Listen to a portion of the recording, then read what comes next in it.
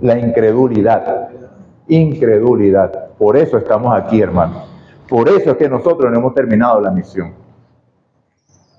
No sé si, bueno, generalmente las iglesias adventistas hacemos obra misionera los sábados en la tarde, ¿cierto? O sea, eso es un llamado que comúnmente se hace. Y entonces vemos que a ese llamado no asiste toda la iglesia. En la mañana está toda la iglesia y cuando es el momento de hacer la obra misionera es un puñito de gente, ¿cierto? Y ese puñito de gente cuando va a estar con timidez. ¿Será que vamos? Yo lo digo porque yo lo viví en Venezuela. Ok, entonces a la hora de uno tocar la puerta, lo hace con timidez y con miedo. ¿Será que me abren? ¿Será que no me abren? ¿Cierto? ¿Será que me aceptan? ¿Será que no me aceptan? Generalmente la gente no rechaza cuando uno le dice, ¿quiere estudiar la Biblia? Muy educadamente dicen que no, una sola vez o creo que 2 veces. Y me impresionó eso, que me dijeron, yo no quiero saber nada de Biblia. A mí no me vengas con eso. Eso me impresionó porque nunca había recibido ese tipo de respuesta. Pero esto es el resultado, y me estoy saliendo un poquito del tema, de que no creemos las palabras de Cristo. Porque Cristo dijo antes de dar la comisión que toda potestad le había sido dada en el cielo y en la tierra. O sea, nosotros no vamos solos. Y de paso él dice, y aquí yo estoy con vosotros, ¿cuándo? Todos los días hasta el fin. Entonces, cuando yo voy a tocar esa puerta, ¿quién está conmigo? ¿Con qué poder? Con toda la potestad del cielo y la tierra. Pero nosotros no nos apropiamos de ese poder porque no lo creemos. Por eso estamos aquí todavía.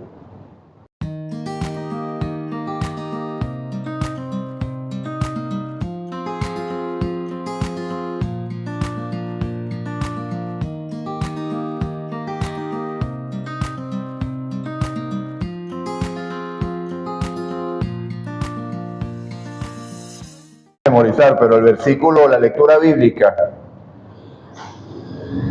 ¿quién recuerda? ¿Ok? La lectura bíblica la conseguimos en Romanos 8, versículos 1 y versículo 2, y dice así: ahora bien, el punto principal de lo que venimos diciendo es que tenemos tal sumo sacerdote, el cual se sentó a la diestra en la majestad en los cielos, ministro del santuario y de aquel verdadero tabernáculo que levantó el Señor y no el hombre. Entonces, este es nuestro versículo que decíamos que estudiar el libro de Hebreo, de verdad que es bien rico porque nos explica es la función del sumo sacerdote en el santuario celestial. Entonces vamos a ir explorando todo esto. Esto es lo que el libro de Hebreo, estudiamos el capítulo 1 y el capítulo 2 la semana pasada, en el cual en el capítulo 1 el Señor nos dice que en otro tiempo habló por medio de los profetas y hoy nos habla por medio del Hijo. Y entonces desarrolla toda la teología para explicar cómo era el Hijo, y el capítulo 2 desarrolla un poquito más y habla de qué naturaleza o cómo era este Hijo.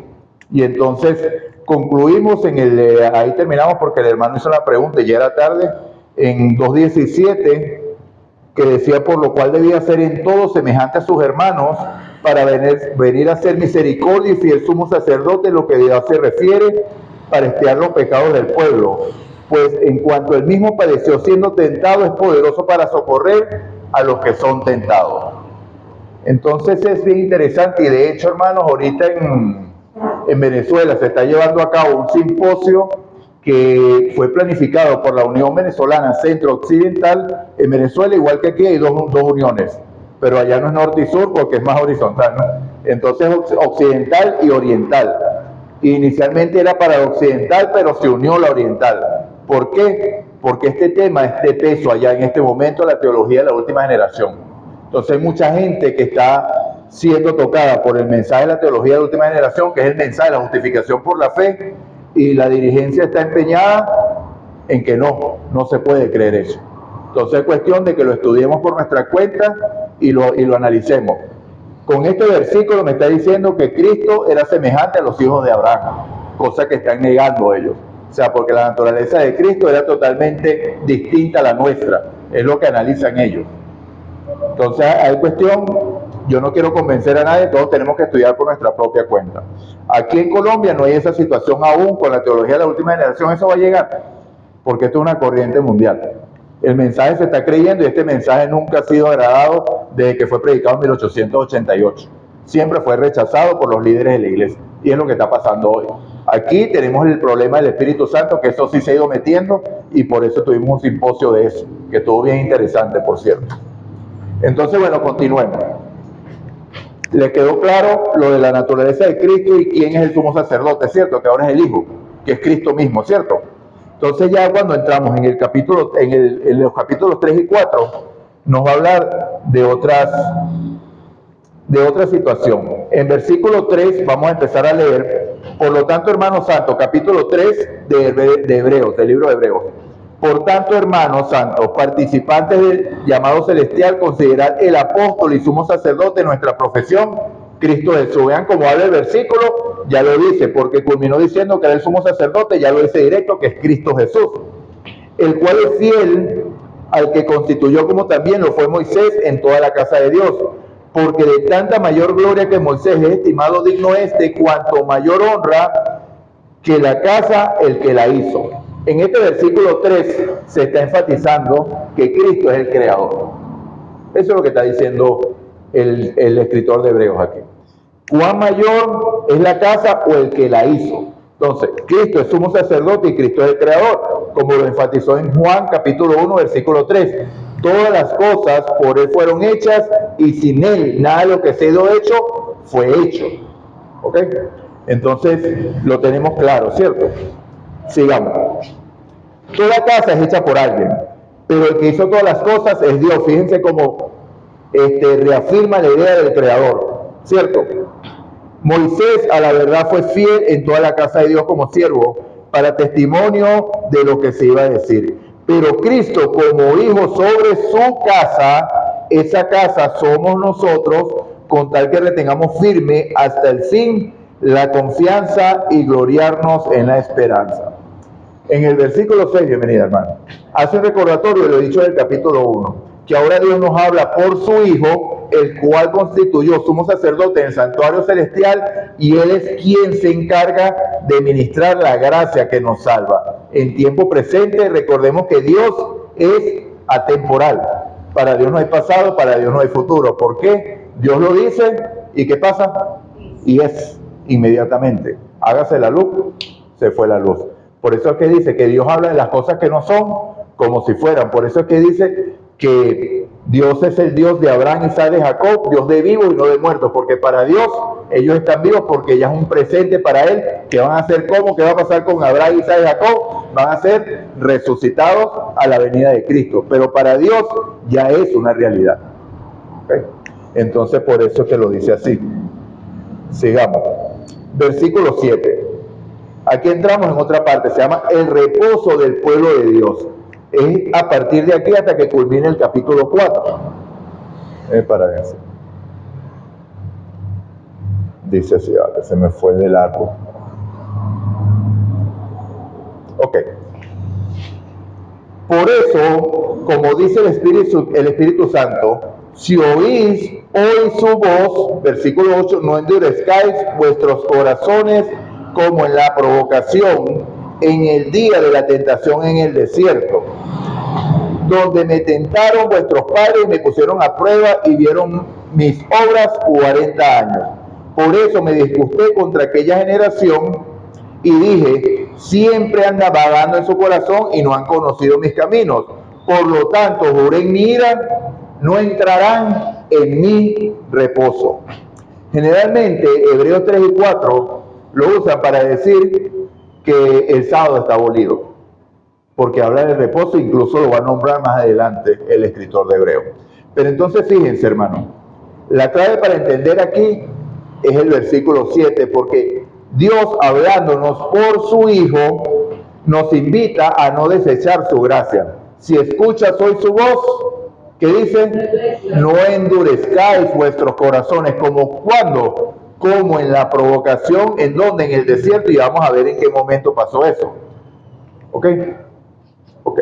Dado que por medio de que la gracia se restaura lo perdido con la entrada del pecado. Es decir, volveremos al estado que Adán tuvo al ser creado a imagen de Dios. Eso es lo que hace la gracia. Recordemos que Cuando inició el pecado, eso lo he dicho desde que empezamos estudiando el gran conflicto, cuando el conflicto llega a la tierra, de una vez Dios pone la solución. Puso enemistad entre la serpiente y la mujer, entre su simiente y la simiente de ella.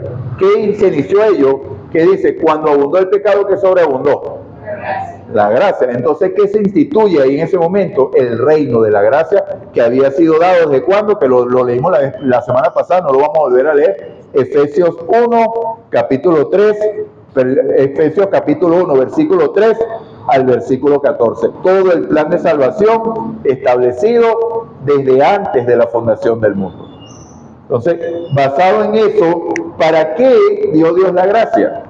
Para que el carácter de Dios sea glorificado ante el universo, que ese es el resultado del gran conflicto, ¿cierto?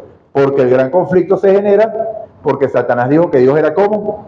Injusto, que no tenía que tener una ley porque ellos no tenían la capacidad de errar, ¿verdad, Teófilo? O sea, nosotros somos perfectos y nosotros no vamos a errar, cosa que se demostró todo lo contrario.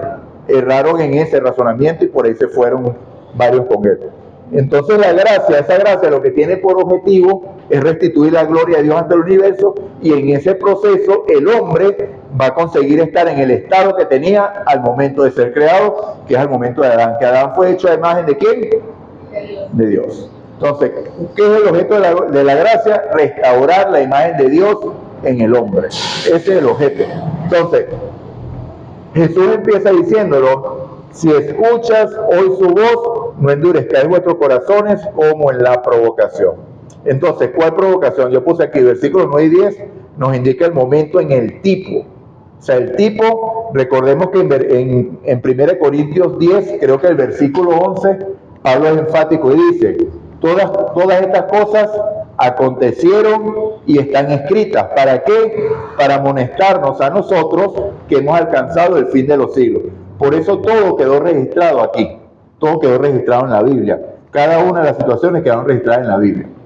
Entonces, bueno, necesariamente vamos al tipo para poder entender el antitipo.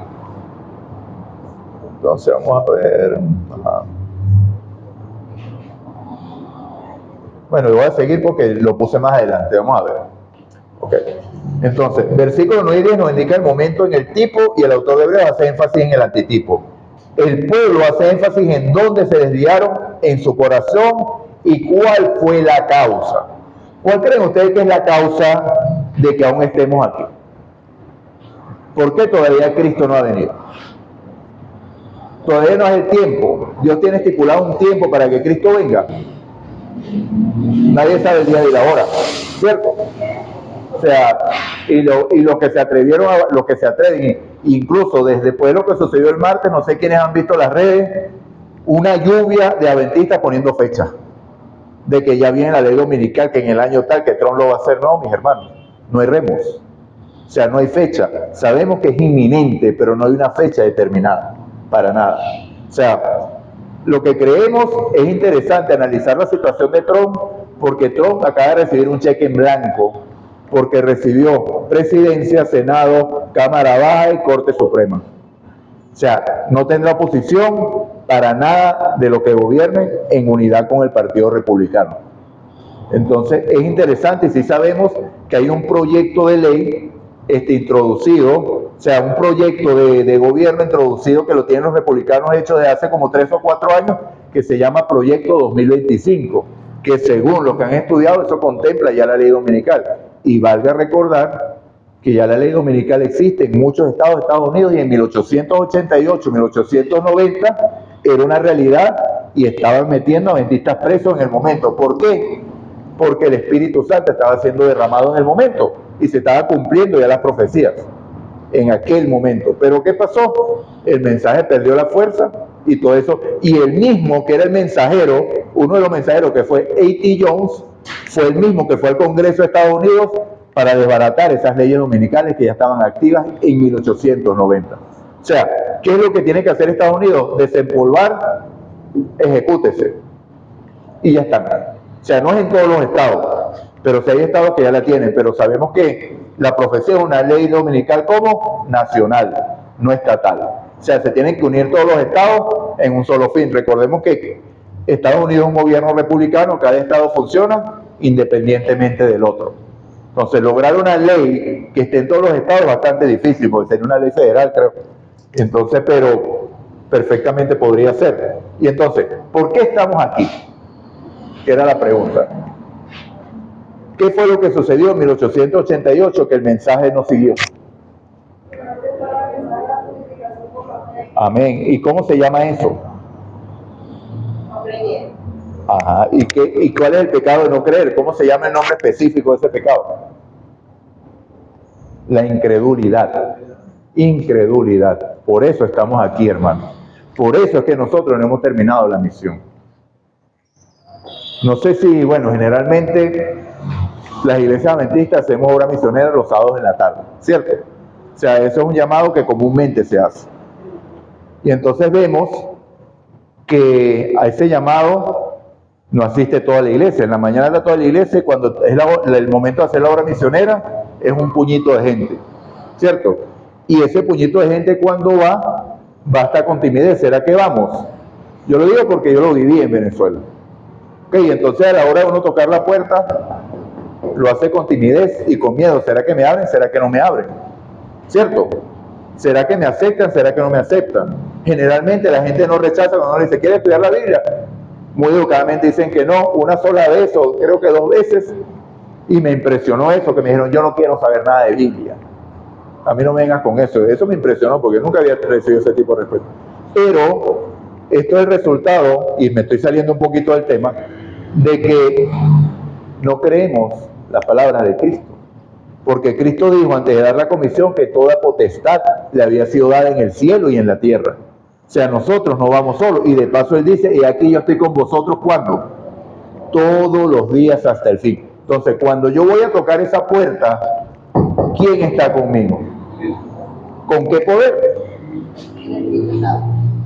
Con toda la potestad del cielo y la tierra. Pero nosotros no nos apropiamos de ese poder porque no lo creemos. Por eso estamos aquí todavía. Es la verdad. Y debemos admitir, porque como dice el enfermo para recibir la curación debe aceptar que está enfermo. Entonces, por eso es que aún estamos aquí y por eso es lo que dice el Señor aquí. ¿Cuál fue lo que afectó que ellos no entraron en el tipo? La incredulidad, y ya lo vamos a estudiar. Entonces vamos a seguir a los versículos hasta el 19, mire, del 12 al 19, vamos a terminar el capítulo. Mirad, hermanos, que no haya ninguno, estamos leyendo Hebreos 3, mi hermano, Hebreos 3. Ok. Mirad, hermanos, que no haya en ninguno de vosotros corazón tan malo e incrédulo. Mire cómo lo dice aquí el Señor, que se aparte del Dios vivo. Antes bien, exhortaos los unos a los otros cada día, entre tanto que se dice, hoy. Fíjense como lo reafirma la idea del Señor. ¿Cuándo? Hoy. Ajá. Para que ninguno de vosotros se endurezca por el engaño del pecado. Porque somos hechos participantes de Cristo con tal que retengamos firme hasta el fin nuestra confianza del principio. ¿De qué confianza estará hablando allí? O sea, son tipos, ¿cierto? Por lo cual dice, si oís hoy su voz, no endurezcáis vuestros corazones como en la provocación. Segunda vez. O sea, la idea es firme. Y la advertencia, si oyes hoy su voz, ¿qué viene por el oír? ¿Y oír qué? La palabra de Dios. Y entonces, no retengas, recibe la fe que el Señor te está dando. Recordemos que la fe no es nuestra. La fe es un don ¿de quién? Del Espíritu, que se recibe por oír la palabra de Dios. Entonces, si escuchas hoy su voz, no endurezcáis vuestro corazón. Acepta lo que el Señor te va dando. Mientras vamos avanzando en fe, el Señor da recibo, el Señor da recibo, el Señor da recibo, el Señor, y Él sigue dando. Pero cuando yo me paro y no recibo, y endurecí mi corazón, y lo que había recibido, ¿qué me pasa? Es quitado. O sea, porque esa es la medida. Okay. Porque somos hechos participantes de Cristo. Versículo 15, por lo cual se dice, se oyó su voz, aquella quede. 16, ¿quiénes fueron los que habiendo oído lo provocaron? ¿No fueron todos los que salieron de Egipto por mano de Moisés? ¿Y con quienes estuvo el disgustado 40 años? ¿No fue con los que pecaron, cuyos cuerpos cayeron en el desierto? ¿Y a quiénes juró que no entraran en su reposo, sino a aquellos que desobedecieron? Y vemos que no pudieron entrar a causa de la incredulidad. Y entonces, hermano, esto nos lleva directamente, vamos a ver en qué momento pasó eso. Yo sé que nosotros lo sabemos, pero vamos a recordarlo. Vamos al libro de Números, capítulos 13 y capítulo 14.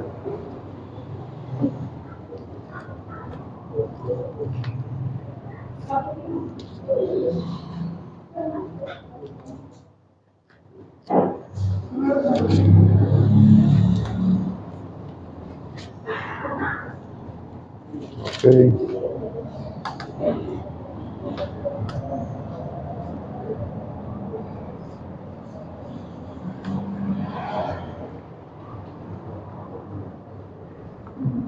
Y entonces,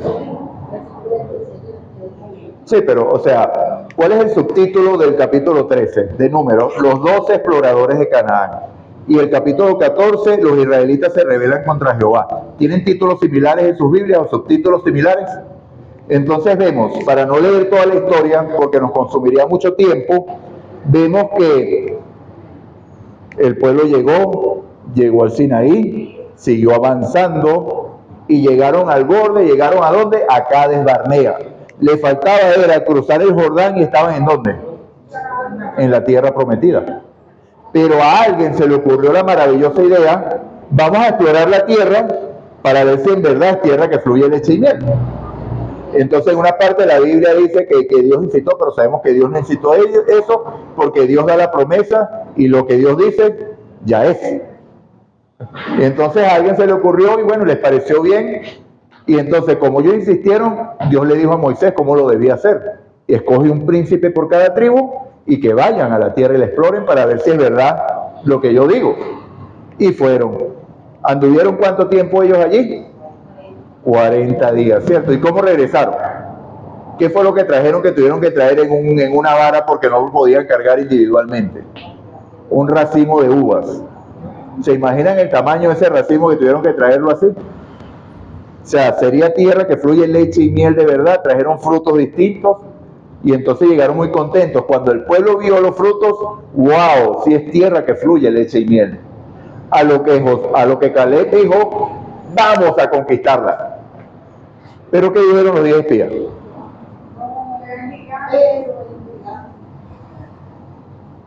O sea, ¿qué vieron? Lo que el hombre ve. ¿Qué vemos nosotros cuando se lanzan planes evangelísticos? Las dificultades, ¿cierto? Pero si saliéramos con aquel que dio la promesa, ¿qué serían esas dificultades para nosotros? ¿Quién prometió? Dios. ¿Y qué pasó en 1888? Dios prometió y Dios hizo y Dios dio un mensaje y fue derramado en parte el Espíritu Santo, ¿cierto? Entonces, cuando dijeron que la tierra estaba dominada por gigantes y todo aquello, que sus hijos serían como langostas, ¿el pueblo qué pasó? Por causa de la incredulidad. Porque ¿cómo habían llegado ellos allí? Porque Dios los había guiado, ¿cierto? Hasta ese momento Dios les había hecho todo. Para empezar, salir de Egipto no era posible para ellos, porque yo no me puedo liberar de la esclavitud por mí mismo. Ellos no podían liberarse de la esclavitud por ellos mismos. Entonces Dios, en el capítulo 19 de Éxodo, antes de dar los mandamientos, que son realmente promesas, no son ordenanzas como tal, el Señor les dice, miren como los he traído aquí, como en alas de águila. O sea, ¿quién hizo la obra? Dios. Lo sacó, le abrió el mar rojo, lo llevó al Sinaí. Ahora necesito que oigan mi voz, ¿cierto? Y Dios habló. A lo que Dios habló, ellos dijeron apresuradamente, todo lo que tú digas haremos. Cuando Dios no había dicho que hiciera absolutamente nada. Dios había dicho, oigan, guarden mi pacto, atesoren este pacto en sus corazones y yo haré. Cuando leemos el Salmo, fíjense para que vean cómo se reafirma la idea de que este pacto eran promesas. O sea, las promesas, que los mandamientos son promesas si oímos la voz de Dios. Vamos al Salmo 81. rápidamente. Yo creo que yo lo leí la semana pasada aquí, pero no estoy totalmente seguro. Para que vean cómo Dios empeña su palabra, hermanos.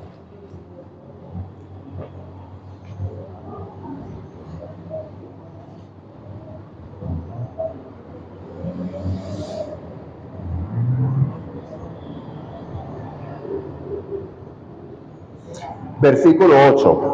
Salmo 81, versículo 8. Oye, pueblo mío, y te amonestaré. Si me oyeras, Israel, si me oyeras, no habrá en ti Dios ajeno, ni te inclinarás a Dios extraño. Entonces, ¿cuál es la condición? Si oyes, no habrá. ¿Sí lo ven allí o no lo ven? O sea, es una promesa que Dios cumple si oyen la voz. ¿Por qué? Porque si atesoramos ese pacto en nuestro corazón, por amor a Dios, vamos a dejar que Él modifique nuestro carácter. Y nuestro carácter no va a ser idólatra. Entonces, no vamos a tener, si el pueblo de Israel escuchaba la voz de Dios, no iban a tener dioses extraños o dioses ajenos, no iban a hacer imágenes, ni se iban a inclinar a ellas, ni iban a nombrar a Dios en vano, se acordarían que Dios es el creador, honrarían a padre y a madre, y así con todos y cada uno de lo que dijo el Señor, porque es Él el que lo haría en nosotros. Y si vamos más allá, en Ezequiel 36, 25 al 27, Dios le dice que quitará el corazón de piedra, pondrá un corazón de carne y pondrá espíritu dentro de ellos y hará que anden en sus estatutos, en sus mandamientos y los pongan por obra. Lo mismo que dice Hebreos 13, 20 y 21.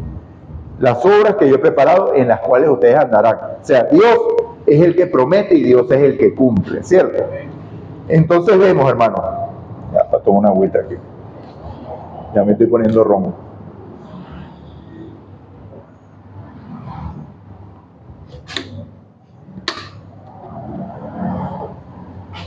Vamos a volver a Hebreos 8 ya sabemos lo que sucedió, sabemos la incredulidad.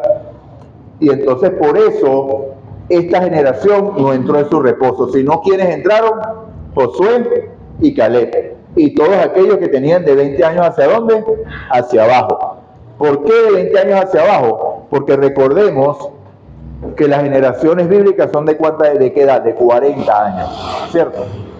Entonces, ¿qué sucedió cuando este pueblo entró a Canaán? Los que tenían menos de 20 años tenían menos edad, por supuesto, ¿cierto? Y ellos estuvieron vagando 40 años. Cuando los 10 espías dijeron que eran como gigantes, ¿qué dijeron que les pasaría a los hijos? Se lo tragarían como langostas. Entonces Dios dijo, bueno, ustedes no van a entrar, pero esos que supuestamente los gigantes iban a tragar como langostas, ellos sí van a entrar. Entonces Josué y Caleb y todos aquellos de 20 años hacia abajo sí entraron a Canaán y entraron en el reposo. En este contexto vamos a entrar al capítulo 4 de Hebreos.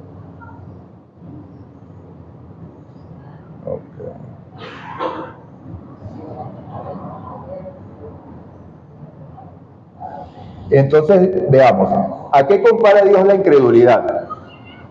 A desobediencia, ¿cierto? En este contexto entramos al capítulo 4. Ahora vamos del versículo 1 al 3. Vamos a ver de qué se refiere. Capítulo 4, versículos 1 al 3. Temamos pues, no sea que permaneciendo aún la promesa de entrar en su reposo, alguno de vosotros parezca no haberlo alcanzado. También a nosotros se nos ha anunciado la buena nueva como a ellos. A ellos de nada les sirvió haber oído la palabra por no ir acompañada de fe en los que la oyeron. ¿Cuál era la palabra acompañada de fe? Que iban a entrar ¿a dónde? A la tierra prometida. Pero cuando vino la prueba, ¿qué pasó? Demostraron que no tenían fe porque creyeron que al informe contrario. Y no a lo que dijo Caleb, que Caleb dijo, así como Dios nos condujo, si hay gigantes, dijo Caleb. Pero así como Dios nos trajo hasta aquí, así nos meterá ya. Y Él peleará las batallas por nosotros. Palabras más, palabras menos. Pero sabemos que el espíritu de Caleb era un espíritu de fe y de confianza en Dios. Lo mismo que dijo David. Cuando David se enfrentó a un gigante también, ¿cierto?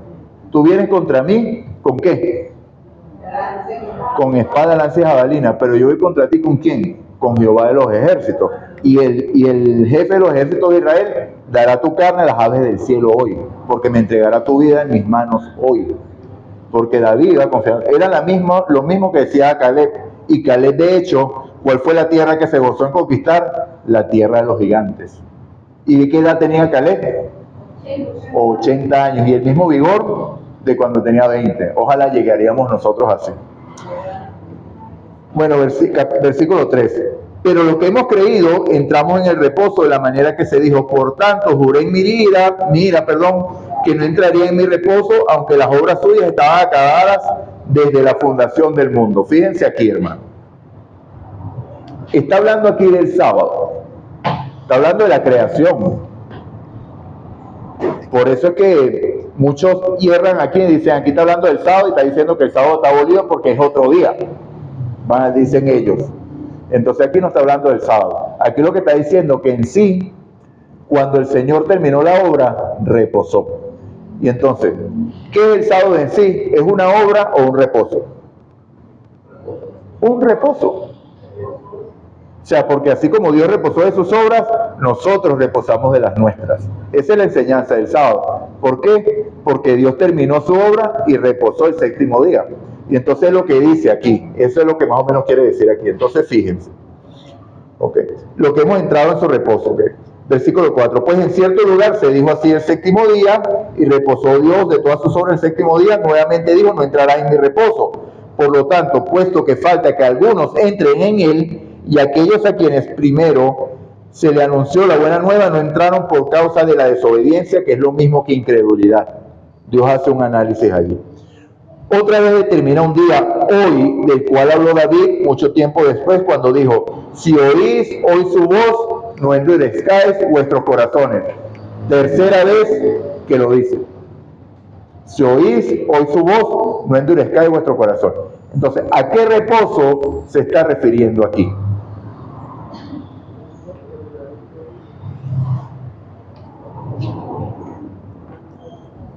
¿Cómo entra el cristiano en el reposo? Escuchando la voz de Dios. Y al escuchar la voz de Dios, aceptamos que el plan de salvación que fue hecho ¿desde cuándo? Desde antes de la fundación del mundo. Nuestra salvación depende de quién. De lo que Dios hizo por medio de quién.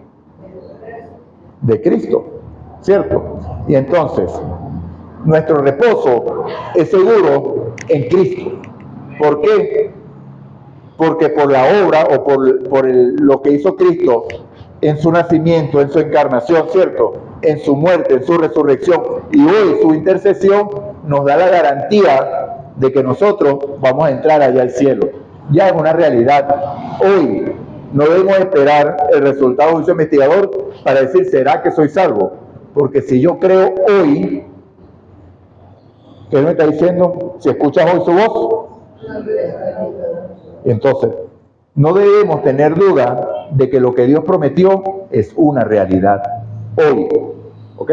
Ahora, es interesante, no es que salgo, siempre salgo y haga lo que haga, estoy allí. Porque si de verdad estoy en esa salvación, el Espíritu Santo va a morar en mí. Y conforme el Espíritu Santo morando en mí, ¿cómo voy a caminar yo? ¿En qué? En obediencia, conforme a su voluntad, conforme a su ley. Porque el que es de Cristo, en las obras de Cristo anda, ¿cierto? Si leemos Romanos 8, vemos que lo dice allí. Si alguno no tiene el Espíritu de Cristo, no es de él. Y el que se llama cristiano anda como ¿quién? Como él anduvo, si alguno dice que es de él. Entonces esa es la garantía de que realmente estamos caminando y estamos en el reposo. O sea, eso no es de boca, eso es de acción. Por eso es que Santiago... Amén. Ok, gloria a Dios. Y entonces, mis hermanos, Santiago lo define así: muéstrame tu fe sin tus obras, y yo te mostraré mi fe por mis obras. Y no es que Santiago enseña que la salvación es fe más obras, porque cuando nosotros leemos la característica de la verdadera iglesia, como dice la hermana, dice en Apocalipsis 14:12, en el mensaje de los tres ángeles, que es nuestra misión.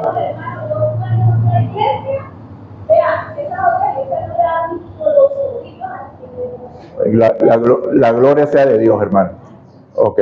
Entonces vemos que dice, he aquí la paciencia de los santos. ¿Quiénes? Los que guardan los mandamientos de Dios. ¿Y qué más? Y tienen el testimonio o la fe de Jesús. Amén.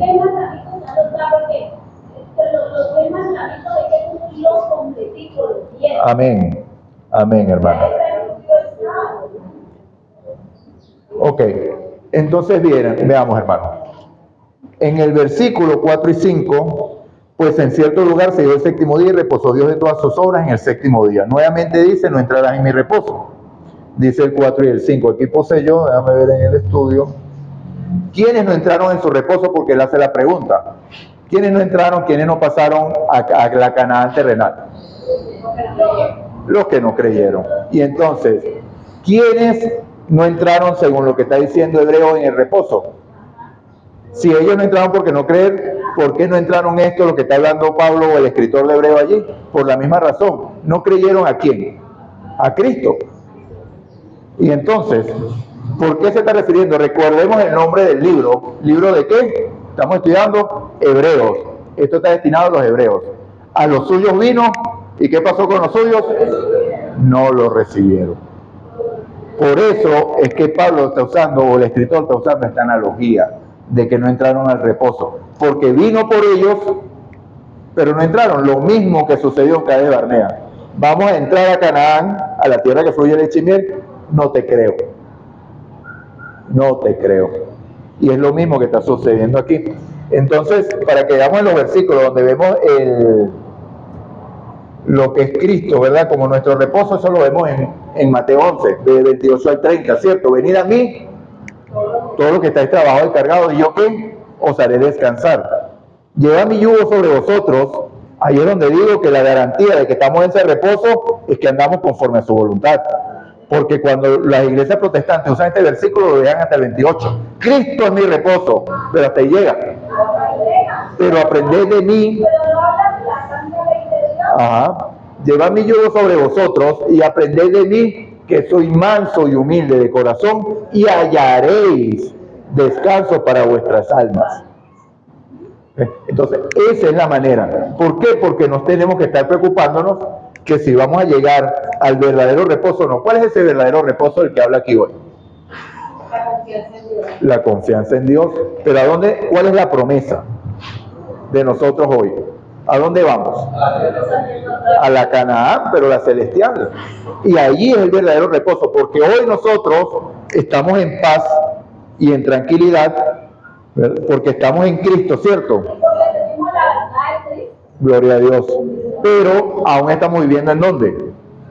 En un mundo de pecado, en el cual seguimos enfermándonos, en el cual seguimos sufriendo, por lo cual hay una promesa futuro para nosotros, porque para nosotros el tiempo sigue existiendo, para Dios no, para Dios ya es una realidad, porque Él dice en Apocalipsis 13:8 que la marca de la bestia la van a recibir, o la recibieron todos aquellos que no están escritos ¿dónde? Cuyos nombres no están escritos en el libro de la vida del Cordero. O sea que ya Dios tiene quiénes son los que están escritos allí, porque Dios sabe el fin desde el principio.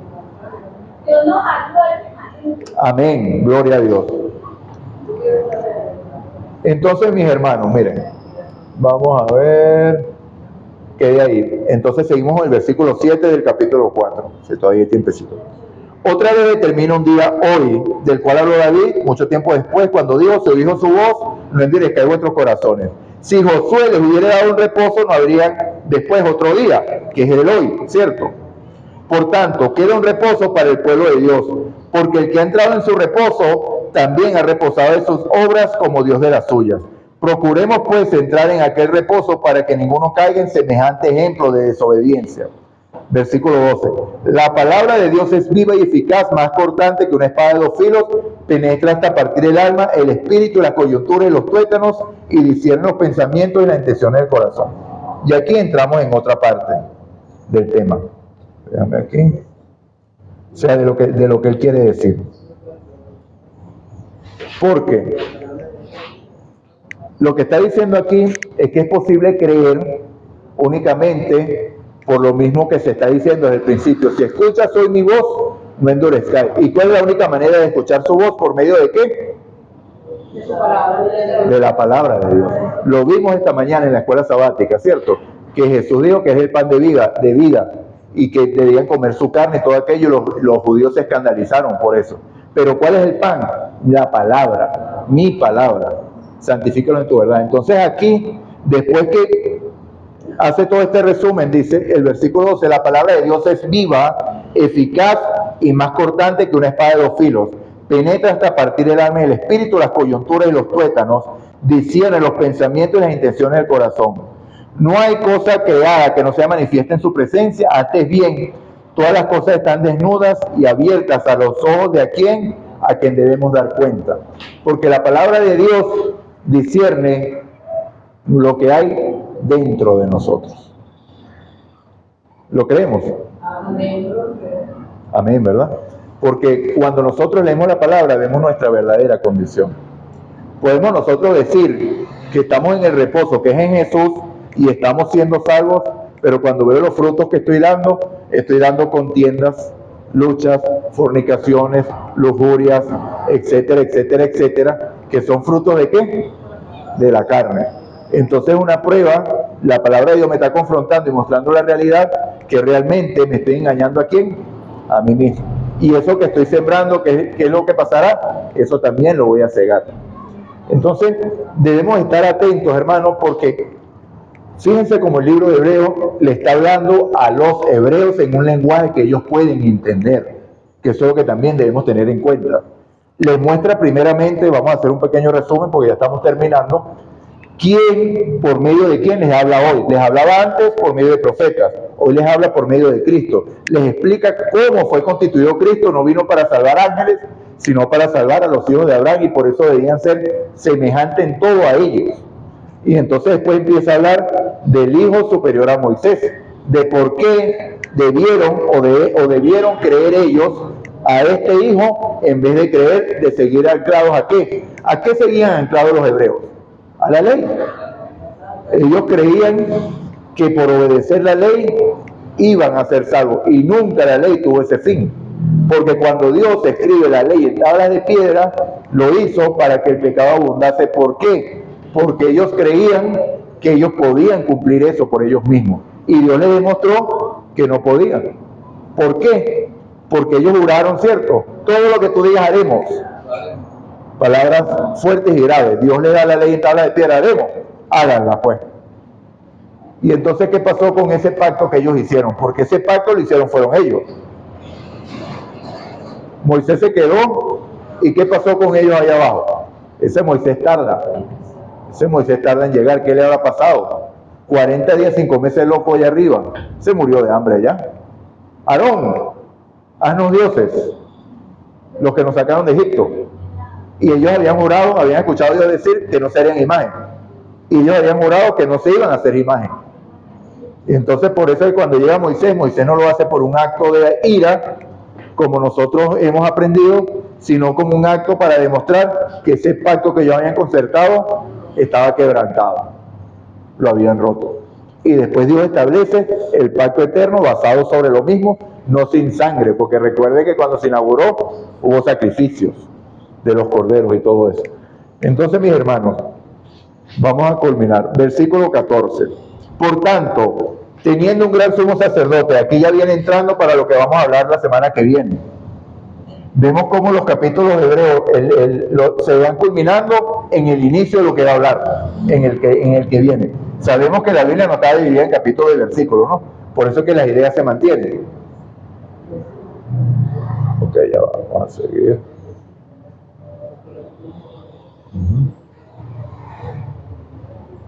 Okay. Entonces dice, por tanto, teniendo un gran sumo sacerdote que traspasó los cielos, Jesús, el Hijo de Dios, retengamos nuestra profesión. No tenemos un sumo sacerdote que no pueda compadecerse de nuestras debilidades, sino uno que fue tentado en todo, nuevamente, según nuestra semejanza, pero sin pecado. Acerquémonos pues confiadamente al trono de la gracia para alcanzar misericordia y hallar gracia para el oportuno socorro. Entonces, mis hermanos,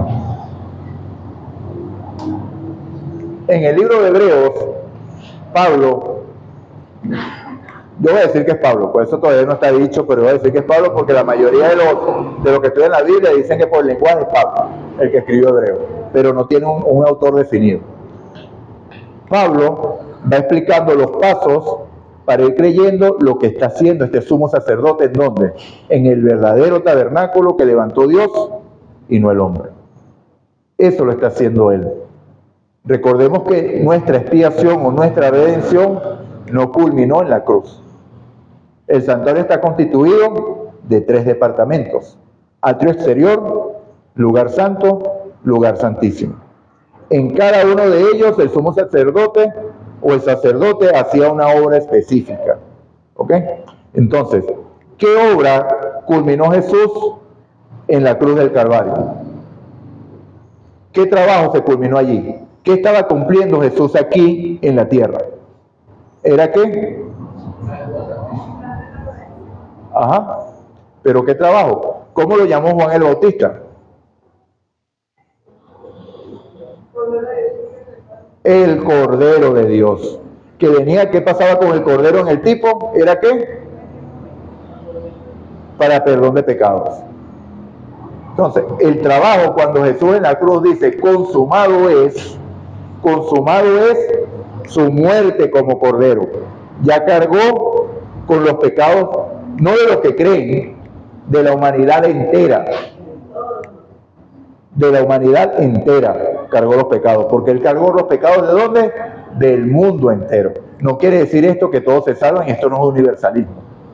Se los cargó, pero eso se hace efectivo únicamente en aquellos que creen, que lo aceptan. Porque si no, los pecados permanecen, no son colocados en ese Cordero como Él los cargó, sino que los estoy retomando y los estoy poniendo, mira, en mi cerviz. Por eso es que es pueblo de dura cerviz, porque no estoy aceptando la verdad de Dios. Entonces, una vez que esto sucede, ya Pablo empieza a explicar lo que sucede en Hebreos, porque ellos conocían todo lo que se hacía en el santuario. Entonces podríamos decir que Pablo nos está hablando a nosotros, pueblo adventista, porque nosotros conocemos lo que se hace en el santuario, ¿sí o no? Nosotros somos una iglesia fundamentada en la justificación por la fe, ¿verdad? En gracia, la salvación es en gracia en base a la fe, pero nuestra columna vertebral es el santuario. Si nos quitan el santuario, no tenemos razón de ser. Somos una iglesia más. Y entonces, aquí Pablo va a explicar la función del sumo sacerdote en el santuario. Él no va a hacer distinción entre el lugar santo y lugar santísimo, porque va a entrar en el santuario, porque el santuario es la intercesión, ¿cierto? Entonces, ¿qué es lo que sucede cuando nosotros creemos esto? Que Cristo está orando en el santuario, que Cristo está purificando hoy en el lugar santísimo, que es el lugar donde están los pecados totalmente del lugar santísimo, como el tipo de lo que está purificando, que es ¿dónde? Nuestros corazones, ¿cierto? Y entonces más adelante, en Hebreos 9, vamos a decir que lo que la ley no pudo perfeccionar, en el santuario celestial el sumo sacerdote sí lo va a lograr. ¿Que es la perfección de qué? De la mente, que es el corazón. O sea, la ley no pudo perfeccionar porque la ley no tenía objetivo perfeccionar absolutamente nada. Tenía objetivo demostrar el pecado por causa de la incredulidad. Entonces, el que hace eso es el sumo sacerdote. Pero vemos, hermano, que esto no es debido al tiempo. Porque cuando estudiamos el gran conflicto, que fue el último, creo que el último día, cuando en el día bono, el día de fue miércoles creo, vimos que ese carácter que van a desarrollar los verdaderos creyentes, que es el mismo carácter de Cristo, ha sido logrado por muchas personas antes aquí en la Biblia. De hecho, todo lo que está en la galería de la fe es porque lograron eso. Entonces, el primero que logró el carácter de Cristo, ¿cómo se llamó? Vamos a ver, este examen pequeño. ¿Cómo? Dígalo otra vez más duro. Enoc. ¿Por qué? Porque Enoc fue llevado vivo al cielo. O sea, lo que demuestra, ¿ustedes creen que Dios va a llegar algo defectuoso al cielo? Cristo había venido en el tiempo de Enoc, estaba intercediendo en el lugar santísimo, por tipo, ¿ok? Por el tipo, porque desde antes de la verdad de la ley, ya Adán conocía todo esto. O sea, porque recordemos que Adán fue vestido de pieles del sacrificio del cordero. Entonces Enoc conocía, Enoc fue el primero que fue transformado totalmente por Dios. ¿Por qué? ¿Por qué dice la hermana White y por qué dice la Biblia que Dios se llevó a Enoc? ¿Por qué? Porque caminó con Dios. Es decir, que Enoc siempre tenía en mente ¿a quién? A Dios. Entonces cobra sentido la palabra de primera de Tesalonicenses, segunda de Tesalonicenses 5:17, orar sin cesar. O sea, estaba en permanente comunión con Dios. ¿Y qué desarrolló? El carácter de Dios. ¿Entienden? Entonces por eso no fue llevado. Otro que fue llevado vivo, Elías. Y Elías vemos imperfecciones, porque Santiago dice, Elías es un hombre con pasiones semejantes a las nuestras. Pero sin embargo, Elías, ¿qué? Oró y no llovió por 3 años y 6 meses. ¿Cierto? Oró ferventemente. Y después vemos a Elías siendo llevado por Dios, lo que quiere decir que logró el carácter de Cristo, logró una transformación completa. Pero, ojo, aquí, que estoy diciendo logró, estoy llevando la función a la persona. Ese es un error que estoy cometiendo. Dios logró en él transformarlo. Es la forma correcta de decirlo. Dios los transformó por completo y los pudo llevar. Ahora uno que no fue llevado al cielo, pero que vemos por sus palabras que tenía el carácter de Cristo. Ajá. Moisés también es uno. O sea, pero este es más reciente. Moisés, ¿por qué? Porque cuando Dios le dijo que iba a destruir al pueblo, ¿qué dijo? Si lo va a borrar a ellos, bórrame también a mí. Y se puso como de intermediario ahí, tal cual Cristo. Pero el que les quiero decir es Esteban, porque Esteban, siendo apedreado, ¿cuál fue esos últimos suspiros antes de entregar el Espíritu? Padre, no les tomes en cuenta este pecado. ¿Alguna diferencia con Padre? Perdónalos porque no saben lo que hacen. Lo mismo. O sea, Esteban demostró que tenía el carácter de Cristo. Entonces, así como estos personajes fueron transformados por medio de la obra de Dios, que es la obra que realiza en todo el tiempo que está trabajando el plan de salvación, porque te ha explicado en el libro de Efesios, más aún nosotros que sabemos que Cristo está donde hoy, en el lugar santísimo, haciendo intercesión y haciendo limpieza del lugar santísimo. Recordemos que una de las características de los 144,000 es que siguen al Cordero por donde quiera que va. Y ese día, antes de terminar el gran conflicto, leímos la cita terrible de la hermana White. ¿Se recuerdan? ¿O no se recuerdan? ¿Qué pasó cuando Cristo pasó del lugar santo al lugar santísimo? Había una multitud postrada, una que estaba pendiente de lo que hacía Cristo y se fue con él al Santísimo, pero hubo otra que quedó postrada en el lugar santo y le decían, Señor, danos tu espíritu. Y simbólicamente estaba Satanás y soplaba que un espíritu engañoso, en el cual había mucho poder, pero no había qué. ¿Cuál es el fruto del espíritu que lo garantiza? Hay un solo fruto del espíritu: el amor. No había nada de amor en ese espíritu, en ese soplo. Entonces, mis hermanos, vemos que tenemos la garantía en Cristo de estar en su reposo. Sumo sacerdote que vino, se encarnó, murió, resucitó y hoy está intercediendo por nosotros hoy en el lugar santísimo. Ministro del verdadero santuario que levantó Dios y no el hombre. Entonces pongamos nuestra esperanza en Él y confiemos en esa obra que está haciendo y rindámonos a los requerimientos de su Espíritu Santo. Esa es la parte donde nosotros erramos. Porque yo digo que creo, pero cuando el Espíritu Santo me dice por ahí no es, yo sigo insistiendo y por ahí sí es. ¿Por qué? Porque quiero hacer mi voluntad y no la de Dios. Entonces dejemos que el Espíritu Santo así como nos va llevando.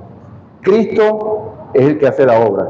Cristo al principio, Cristo en el medio y Cristo al final.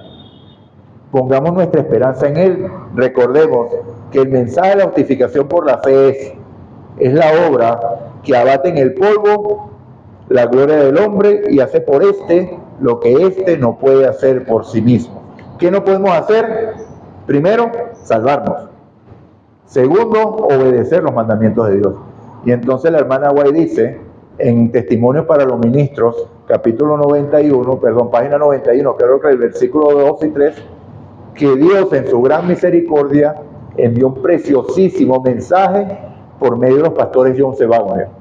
Era el mensaje que iba a alumbrar la tierra con su gloria, y era el mensaje que iba a hacer que el pueblo de Dios se hiciera obediente a todos los mandamientos de Dios, porque es el garante trabajando en favor de nosotros.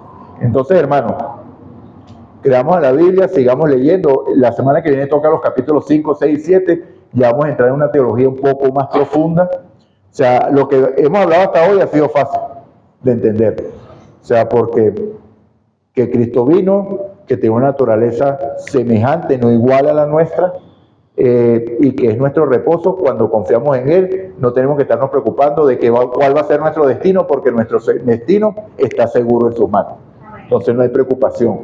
Entonces es un reposo, estoy tranquilo, y en medio de la tormenta estoy en paz, porque estoy en el reposo de Dios. Entonces vamos a prepararnos por lo que viene, que lo que viene ya es más alimento, más sólido. Y aquí lo dice, o sea, lo va a decir, que le voy a adelantar algo que dice: no nos quedemos en los viejos rudimentos, hermano. En el capítulo 5 lo dice: en la lechita espiritual comamos sólido, porque por eso es que viene la apostasía.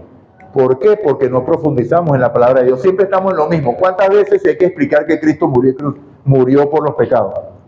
Eso no es lo que hay que predicar todos los sábados. Eso lo sabemos ya. Entonces, ¿qué es lo que hay que predicar? ¿Cómo lo está haciendo? Entonces, bueno, Dios nos bendiga, Dios nos guarda. Estoy terminando en punto para no robarle tiempito. Dios nos bendiga, oremos.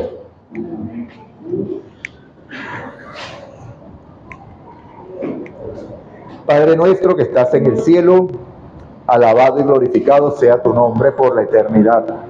Oh Señor Dios, aquí está tu pueblo delante de ti, dándote las gracias y diciéndote que la gloria y la honra es solamente tuya, oh Padre, por esa obra inmensa que hiciste para poder redimirnos, para poder salvarnos, para poder guiarnos, Señora, en tu salvación.